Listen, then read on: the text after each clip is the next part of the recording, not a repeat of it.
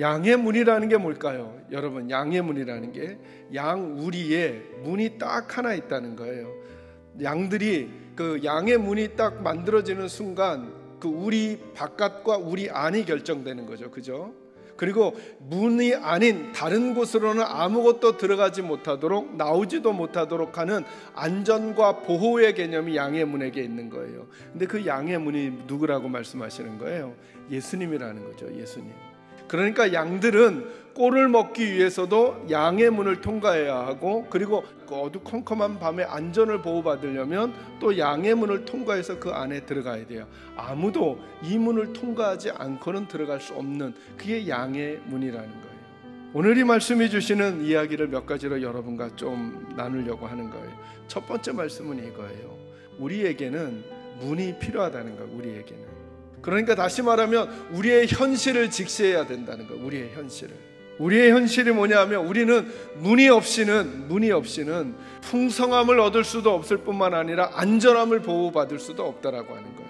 예수님이 이끄시는 대로 가야 한다는 개념보다 더 본질적인 게 있는데, 진짜로 예수님을 믿는다는 건 뭐냐면 그 예수님이라고 하는 문을 통과해야만 들어갈 수 있다는 거예요. 안전한 곳으로.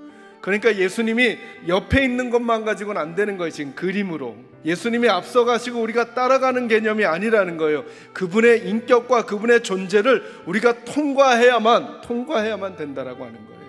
이걸 오늘 저와 여러분의 믿음 생활에 한번 적용해 보는 거예요.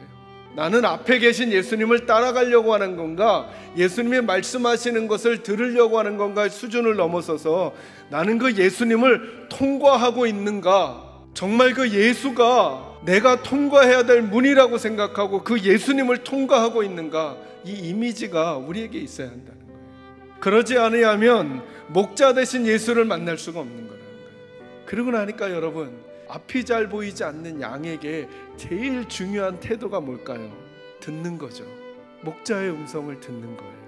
그래서 성도의 제일 큰 복은 뭐냐면 들리는 거예요. 들리는 거. 근데 오늘 보니까 예수님 주변에 있던 사람들이 그가 하신 말씀이 무슨 말씀인지 알지 못했대요. 이게 무슨 뜻이에요? 아까 듣는다는 표현으로 사용하면 들리지 않는다는 거예요. 어디에서요? 마음에서 들리지 않는다는 거예요. 그 내용은 어렵지가 않아요. 그런데 그들은 들리지가 않는 거예요. 왜 안 들리는 걸까요? 자기 속에 들어있는 생각과 방법이 너무 꽉 차 있기 때문인 거예요.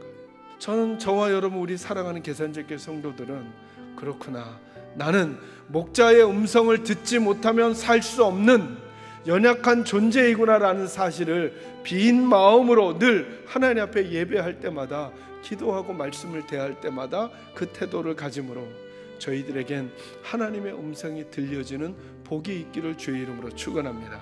두 번째 말씀, 9절 말씀 보겠습니다. 내가 문이니 누구든지 나로 말미암아 들어가면 구원을 받고 또는 들어가며 나오며 꼴을 얻으리라. 아멘. 두 번째 말씀은 이거예요. 하나님의 대안을 붙드셔야 돼요. 하나님의 대안이 뭐예요? 누가 양의 문이라는 거예요? 예수님이 양의 문이라는 거예요. 중요한 말씀이 두 가지예요. 누구든지와 나로 말미암아예요. 나로 말미암아. 누구든지 나로 말미암아 들어가며 나오며 꼴을 얻고 생명을 얻게 된다, 이렇게 말씀하시는 거죠.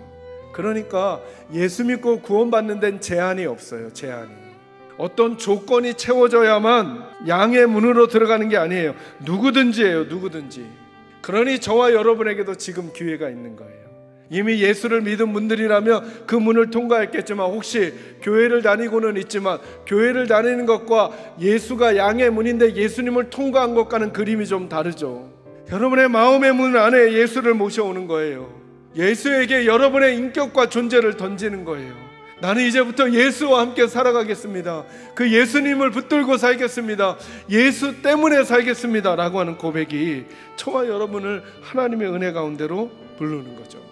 마지막 한 가지만 더요. 10장 10절 읽겠습니다.